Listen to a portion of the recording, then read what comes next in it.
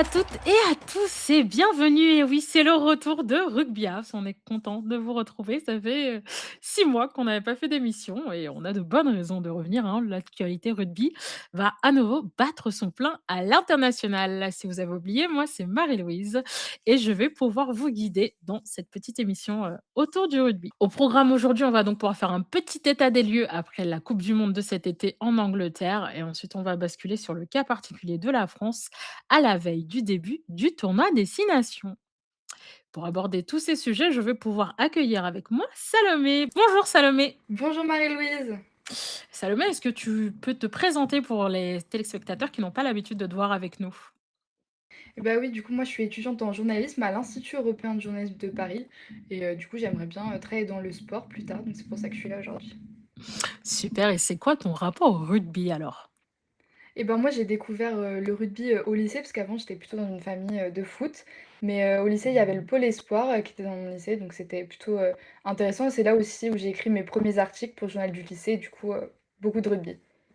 Super, bon, on va continuer d'exploiter cette appétence pour le rugby. Et donc, on vous l'avait promis, la première partie de cette émission, elle va être consacrée à la Coupe du Monde 2025, donc la Coupe du Monde en Angleterre qui en a mis plein les yeux à tout le monde cet été. Et si vous n'étiez pas là, si vous avez eu de petits trous de mémoire, on va revenir un petit peu sur tout ça. Moi, pour moi, la première équipe que je vais vouloir évoquer, ça va être le Brésil. Salomé, je ne sais pas ce que tu as pensé du Brésil, mais c'était une grande première un peu pour elle dans cette Coupe du Monde. Bah oui, c'est ça, c'était plutôt, sympa de les voir. C'était leur première participation en plus, donc c'est vrai que bon, ça fait c'est tout il y a toujours un petit sentiment particulier quand c'est la première fois pour les équipes de les voir, et de pouvoir aussi, pour elles, jouer contre, des grandes équipes. Oui, et puis c'est vrai que le Brésil, c'est une nation qu'on a découvert en rugby, à la coupe du monde, aux JO pardon, de Rio. L'équipe s'était un peu montée vraiment pour ça comme projet, donc on les a beaucoup vues à 7. Ensuite, elles sont arrivées du coup sur le 15, première équipe d'Amérique latine à se qualifier pour la coupe du monde. Donc c'est même pas juste leur pays, c'est vraiment, toute cette partie du monde qui est représentée à l'international pour la première fois dans le rugby féminin. Donc c'est génial. Et c'est vrai que voilà, ça montre que le rugby continue à prendre de l'ampleur, au Brésil, donc c'est assez cool. Une autre équipe qui m'a beaucoup impressionnée au final, Salomé, c'est, l'Afrique du Sud qui termine en quart de finale. Bah oui, franchement, c'était plutôt sympa de les voir, aussi haut, dans les phases finales, et donc ça nous a permis aussi, de les découvrir, dans des matchs, à où on peut être éliminé direct. Du coup, c'était plutôt intéressant. Ouais, vraiment, c'était, bah, pareil, c'est leur première qualification en quart, donc ça montre une belle évolution, de ce rugby et que c'est pareil, hein, c'est comme le Brésil, c'est une nation qu'on a beaucoup suivie sur, le rugby à 7 avec des joueuses notamment qu'on a vues, à 7 et à 15. Là, je pense à Nadine Roos, la capitaine. Ça fait du bien de voir que ces nations aussi évoluent et c'est vrai qu'on ne le sait pas forcément, l'Afrique du Sud, ça fait partie de ces championnats où les premiers contrats professionnels sont arrivés pour les femmes. Donc il y a une évolution qui se fait et c'est bien que ça se traduise aussi, par ce premier quart de finale et avec des stats. Moi, j'ai vu, 59 de possession en moyenne, donc c'était la meilleure équipe en termes de possession et aussi en termes d'occupation avec 59. C'était assez impressionnant de leur part et donc ce sont les 2 équipes, moi, qui m'ont impressionnée, hors du top 4 puisque maintenant on va s'intéresser aux 4 dernières équipes, dont la France, Salomé. Oui, les Français, du coup, qui finissent, 4e, ce qui est, plutôt un bon parcours, on peut le dire. Bon, elles sont défaites en demi-finale, par l'Angleterre, 17-34, et bon, elles perdent la petite finale contre la Nouvelle-Zélande, malheureusement 26-42. Mais franchement, c'est quand même un bon parcours, et puis il faut rappeler, c'est quand même 7 petites finales, consécutives pour les Françaises. Donc on voit quand même qu'elles évoluent, dans, le haut du niveau, international. Moi, je dirais que c'est décevant, en fait, parce que, les Françaises nous ont habitués à mieux. Alors c'est sûr, on perd contre la Nouvelle-Zélande, on n'en gagne pas beaucoup, contre la Nouvelle-Zélande, mais dans le contenu, on s'est rendu compte sur la phase finale que c'était assez faible. On le voit sur les écarts de score. Alors certes, on fait beaucoup de petites finales. Malheureusement, on n'a jamais été en finale de coupe du monde. C'est terrible. On a fait énormément de petites finales, hein, tu l'as dit 7. C'est seulement la deuxième qu'on perd, donc vraiment on est habitué des médailles de bronze. Là, on repart avec la médaille en chocolat. Voilà,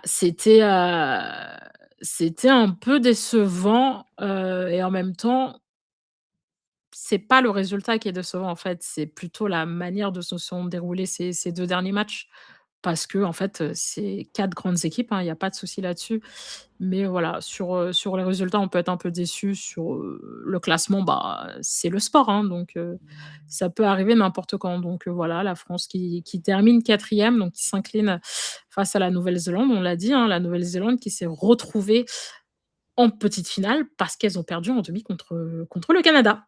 Voilà, moi, autre surprise pour moi, c'était le Canada. C'est une nation, on le sait, hein, qui est assez forte en termes de rugby, mais qui est en difficulté financière en ce moment, notamment les garçons, ils sont en train de perdre aussi en termes de niveau. Elles ont dû faire une cagnotte pour pouvoir espérer s'entraîner dans les mêmes conditions que tout le monde. C'est pour dire quand même à quel point, c'était fou, et elles se retrouvent à aller en finale après avoir battu la Nouvelle-Zélande 34-19. Moi, j'étais comme une folle, je me souviens devant cette demi-finale. J'étais là: «Qu'est-ce qui se passe? Mais qu'est-ce qui se passe?»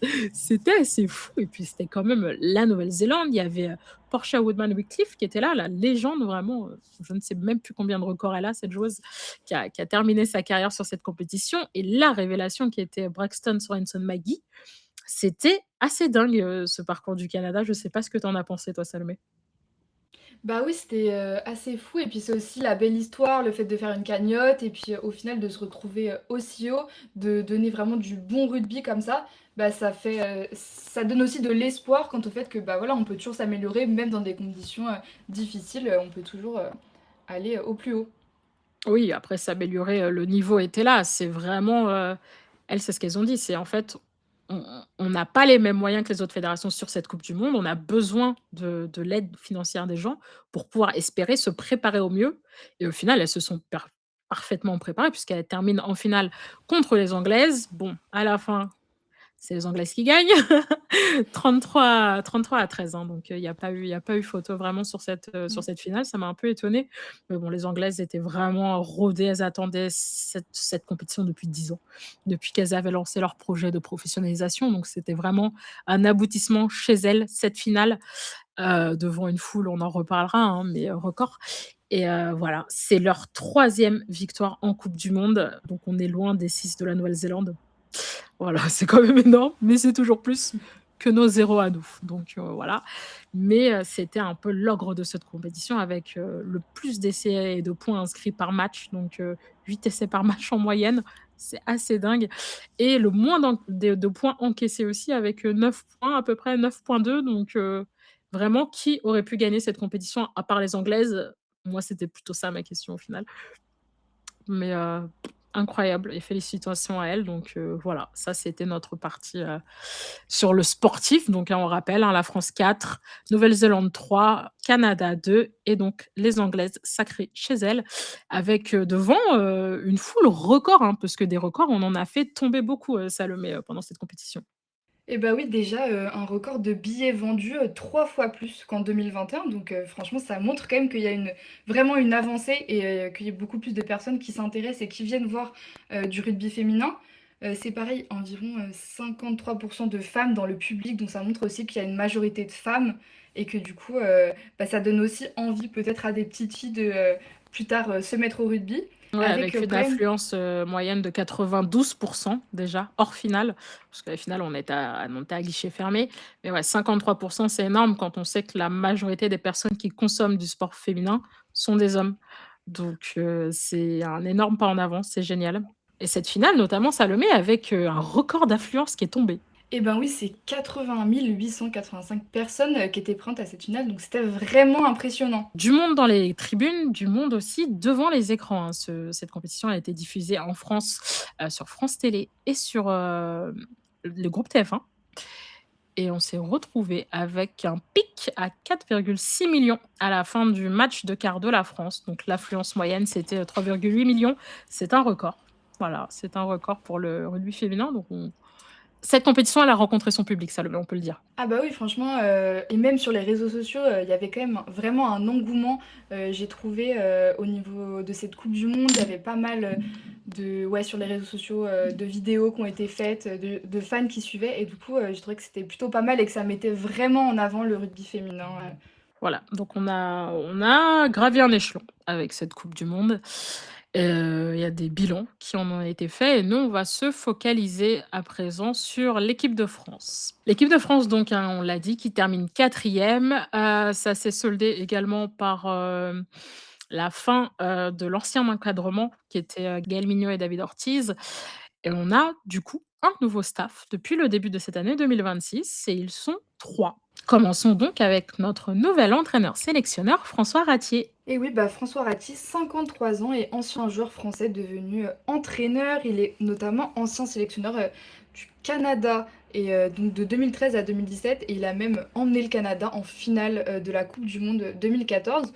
C'est presque un trophée, par année, pour, François Ratti lorsqu'il était, entraîneur du Canada, donc c'est plutôt impressionnant et il a aussi, entraîné en France au Stade Bordelais, et il a été double champion de France 2024-2025. Donc franchement, le profil est quand même très expérimenté avec, aussi une bonne culture du jeu à l'international. Donc je pense que c'est plutôt, ça va être plutôt intéressant à voir comment il va coacher, l'équipe de France. Oui, c'est vrai, c'est, du coup, lui qui a emmené en premier le Canada en finale d'un mondial, hein. C'était que la deuxième fois en Angleterre. Voilà, c'était en France, au stade Jean-Bouin. À l'époque, on accueillait les petites coupes du monde à Paris, c'était très sympa. Je me souviens, j'étais au stade avec des c'était une des meilleures générations de Canadiennes qu'on ait vues. Vraiment, j'en garde un très bon souvenir donc de l'expérience, hein, quand on sait que leur objectif, c'est de faire gagner une première coupe du monde aux Bleus, en Australie. On est comme ça, hein, mais voilà, c'est quelqu'un d'expérimenté, tu l'as dit, qui a gagné énormément de choses avec le Canada, double champion de France avec, le Stade Bordelais sur les 2 saisons où il a été sélectionneur puisque voilà, il a quitté où il a été entraîneur pardon, puisque là, il a quitté son poste d'entraîneur pour prendre en charge l'équipe de France et qu'il a laissé, le club dans un très bon état quand même, hein, donc mais ça voilà. Donc ouais, François Ratier, très bon choix pour, en tant qu'entraîneur sélectionneur. Donc contrairement au duo d'entraîneurs sélectionneurs qu'on avait, lui, il est seul à ce poste et il va être assisté du coup de 2 entraîneurs. Donc on a d'abord sur la droite de l'image, si je dis pas de bêtises, Gérald Bastide qui va être en charge de la défense et des lignes arrières et donc lui, c'est pareil, hein, c'est un coach qui a déjà goûté beaucoup à au staff en équipe de France, avec l'équipe de France U20 déjà, entre 2012 et 2015 avec Fabien Pelouse. Il a aussi été en équipe de France tout court, hein, sous Guy Novès de 2015 à 2017 avant de passer entraîneur de la défense à l'USAP, son club, le club où il a évolué parce que c'est aussi un ancien joueur, donc entre 2019 et 2025 et donc maintenant il fait la transition, vers cette équipe de France où il va pouvoir, être en charge, comme je l'ai dit, de la défense et des lignes arrières donc un beau CV, je dirais, un très, très beau CV et donc le deuxième entraîneur qui rejoint le staff avec, François Ratier, ça va être Florian Wussorek, du coup qui va être en charge de la conquête, de l'attaque et des skills générales. Donc les skills générales, ça exclut le jeu au pied, hein, pour ceux qui se posent la question. Voilà, donc c'est pareil, ancien joueur international, plutôt un typé avant, donc ça n'a rien à voir avec le jeu au pied. Ne me faites pas dire ce que je n'ai pas dit, OK? Et lui, il a de l'expérience en Pro D2 plutôt avec Montauban. Il a aussi, coaché à Bath pendant 1 an en Angleterre.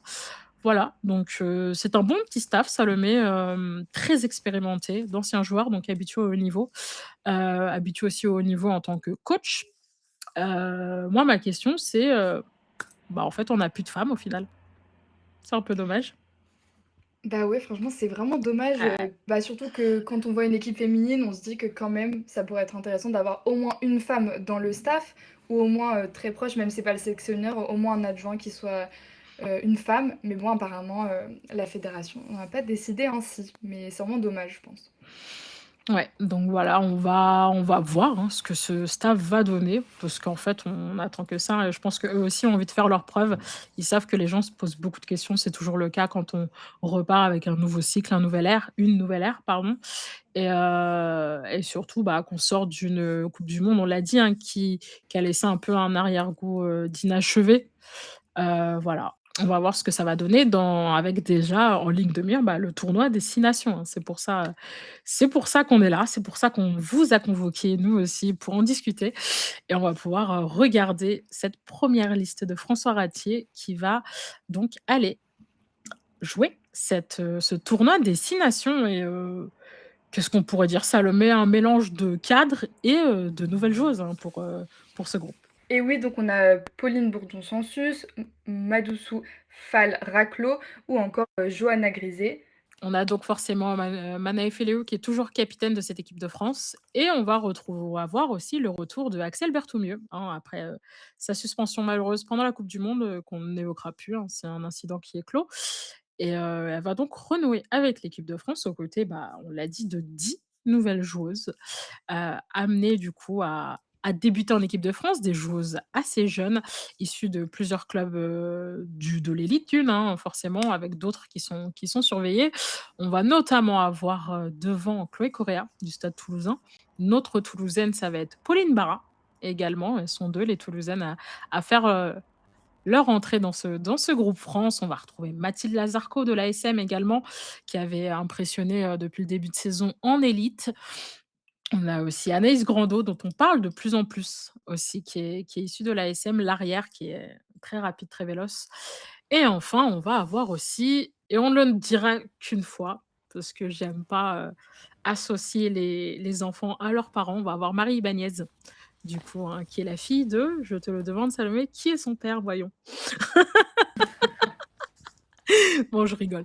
Marie Ibanez, qui est donc la fille de Raphaël Ibanez, voilà, donc et qui fait ses débuts en équipe de France, comme son papa et on ne parlera plus que d'elle et uniquement d'elle et de ce qu'elle fait parce que je j'aime pas trop m'épancher en général sur les parents. Elle a son propre elle a sa propre histoire à écrire et on en restera là-dessus. Donc 10 joueuses en tout, hein, vous les voyez sur la liste. Non, vous ne savez pas les qu'elles sont sur la liste. On essaiera d'aller à Marcoussis pour vous faire des petits portraits, donc n'oubliez pas de vous abonner pour ne rien rater de ce tournoi destination sur les réseaux de Gloria. Voilà, donc voilà, 10 nouvelles sur un groupe de 32. Pour moi, c'est assez prometteur. Donc on repart sur des bases solides et on apporte du nouveau. Et ben oui, c'est, favoriser le rajeunissement un peu de l'effectif, surtout je pense pour donner, du temps de jeu avant la prochaine coupe du monde, préparer un peu la prochaine, génération, de joueuses aussi. C'est important, de pouvoir, leur donner un peu, d'espace, pour qu'elles puissent s'exprimer aussi. Ouais, et pouvoir évoluer aussi avec des joueuses, de très, très haut niveau, hein, parce que bon, on a Johanna Griset, c'est quand même une olympienne, hein, on le rappelle, elle a fait les Jeux de Paris notamment. Pauline Bourdon-Sansus, on ne vante plus ses qualités, Charlotte Escudero, Gabrielle Vernier, tout ça, c'est ce qui se fait de mieux, mondialement, hein. C'est pas On n'est pas chauvine en disant cela, c'est vraiment le cas. Donc on leur donne la chance d'évoluer hors de leur club aussi, dans du très haut niveau et on a hâte de voir ce que ça va donner pour, toutes ces nouvelles choses. Et donc ce groupe, il s'est constitué, on l'a dit, pour le tournoi destination. Ça commence dès samedi 11 avril pour la France contre l'Italie. D'ailleurs le premier match du tournoi, donc vraiment, lever de rideau. Ce sera au Stade des Alpes à Grenoble. Si vous n'avez pas pris vos places, il est toujours temps d'aller sur le site de la fédération pour vous en procurer, c'est toujours très abordable, ça va être génial. Le Stade des Alpes, c'est un bel écrin, vraiment avec vue sur, le Mont Blanc là, bijou. C'est un de mes stades préférés honnêtement. Donc et si vous venez, vous aurez peut-être une chance de nous croiser également, hein, parce qu'on sera là. On va pas manquer ça. Donc ce sera le premier match. Ensuite, on aura Pays de Galles-France qui aura lieu le 18 avril. On a France-Irlande qui va se jouer donc à Clermont cette fois-ci, au Marcel Michelin.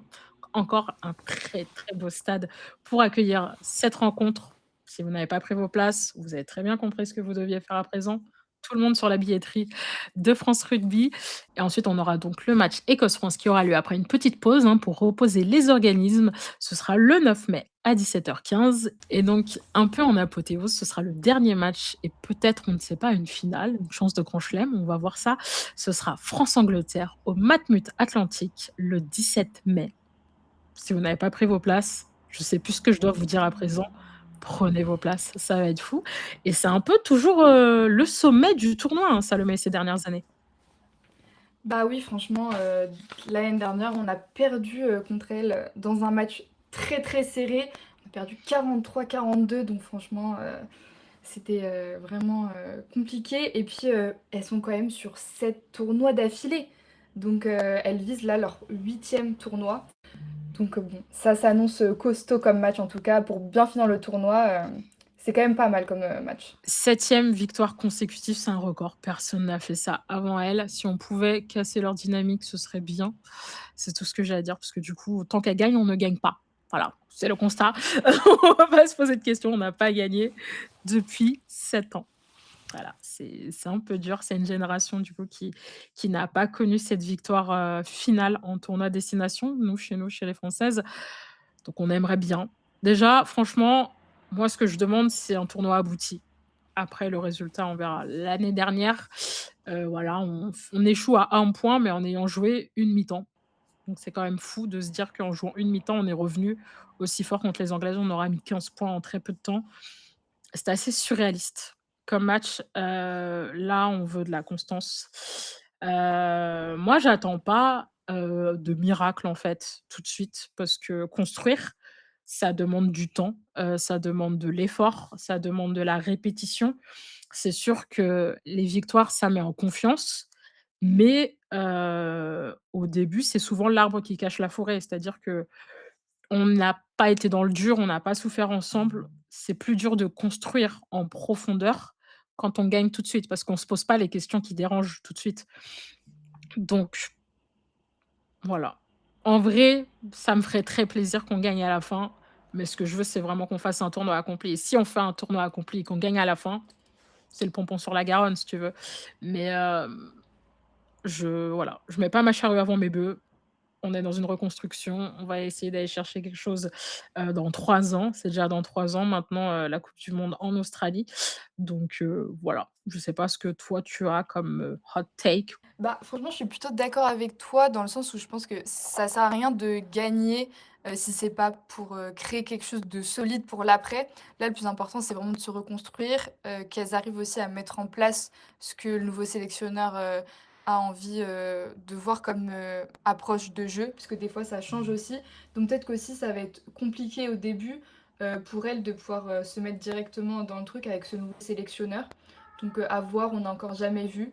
Mais je pense que le plus important, c'est vraiment de construire, l'après. Ouais, exactement, vraiment c'est le début d'un cycle. Donc on va voir à quel point on va réussir à bâtir ce cycle, mais tout se joue maintenant. Après, comme on l'a dit, hein, il y a des joueuses d'expérience, des joueuses qui étaient déjà là. On va pas non plus révolutionner l'équipe de France, on va y aller, petit à petit, je pense, hein. C'est ce que doit avoir prévu le staff. On leur demandera si on peut, hein. Priez pour nous, on va essayer de faire ça. Mais voilà, curieuse, très curieuse de voir, ce nouveau staff à l'œuvre, de voir cette «nouvelle équipe de France» entre guillemets à l'œuvre. Voilà, puisqu'il faut toujours, apporter des changements par touche, donc hâte de débuter le tournoi samedi. Voilà, donc si vous n'avez toujours pas compris, ça se passe au Stade des Alpes. On vous attend là-bas, ça va être très sympa contre l'Italie, hein, qui nous avait, donné du fil à retordre en début de coupe du monde. C'était notre premier match, c'était le match d'ouverture et ça avait pas été une mince affaire, hein, donc n'allons pas vendre la peau de l'ours avant de l'avoir tué. Bah, voilà, c'est déjà la fin de ce preview pour le tournoi destination. On espère que ça vous a plu, on espère avoir répondu à vos questions. Si vous en avez d'autres, n'hésitez pas à nous mettre un message sur nos réseaux sociaux, hein, vous les retrouverez sur l'écran. Si vous vous revenez un petit peu plus tôt, hein, vous les aurez tous. On essaiera de vous répondre dans les plus brefs délais et au mieux. Merci à toutes et à tous de nous avoir suivis pour cette nouvelle émission de Rugby House. On se retrouve lundi 13 avril pour le débrief de la première journée de tournoi. Forcément, on va reparler du premier match de l'équipe de France. On pourra faire un petit bilan et on se retrouvera ensuite toutes les semaines pour débriefer un petit peu ensemble ce tournoi des Françaises. N'oubliez pas de vous abonner à nos différents comptes pour ne rater aucune info sur le rugby ou sur le sport au féminin. Et je vous dis à la prochaine fois. Salut!